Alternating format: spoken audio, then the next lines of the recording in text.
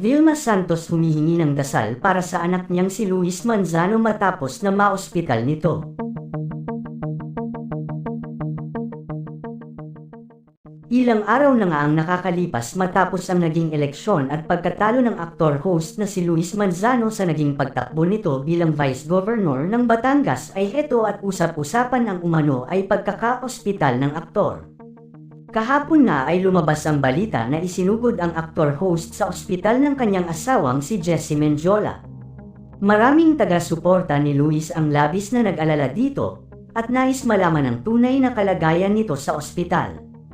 May lumabas kasing balita na seryoso at malubha umano ang lagay ngayon ni Luis sa ospital. Ayon nga sa source tila hindi simpleng sakit ang dahilan kung bakit kinailangan isugod sa ospital ni Luis. Kaya naman marami ngayon ang nagpapabatid ng kanilang pagdamay sa pinagdadaanan ngayon ng aktor-host.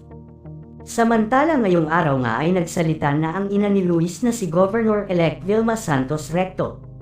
Emosyonal ngang humarap sa publiko si Vilma at inilahad ang tunay na kalagayan ngayon ng kanyang anak. Ayon kay Vilma, sobrang nasasaktan umano siya sa nangyayaring ito sa kanyang anak. Hindi nga daw akalain ni Vilma na mangyayari ito kay Luis. Humihingi na din ng panalangin si Vilma para sa kanyang anak. Sobra po akong nahihirapan ngayon sa nangyari sa anak ko, hindi ko po akalain na may itinatago na siyang sakit. Mas na-trigger po ito dahil sa naging una niyang pagkabigo sa pagkatalo niya sa politika. Dinamdam niya ito ng gusto, labis siyang nasaktan sa nangyari.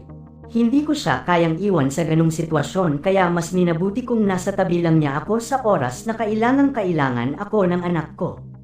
Humihingi po ako ng dasal sa inyo para kay Luis na kayanin niya ang lahat ng ito at malampasan namin ang pagsubok na ito ng aming pamilya.